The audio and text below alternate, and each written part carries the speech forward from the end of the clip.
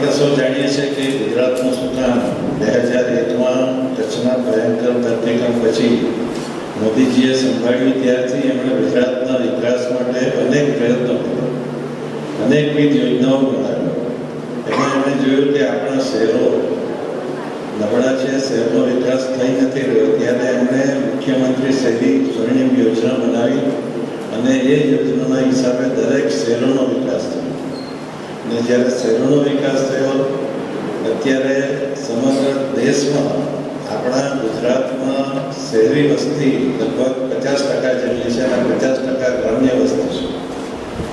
હવે જ્યારે દરેક જગ્યાએ હાઈવે થઈ ગયા છે, રાજ્યના ધોરી માર્ગો સુંદર થઈ ગયા છે, ગામડાના રસ્તાઓ સુંદર થયા છે, ત્યારે ગામડા તૂટે નહીં એના માટે મુખ્યમંત્રીશ્રીએ ગામોત્થાન યોજના બનાવી છે.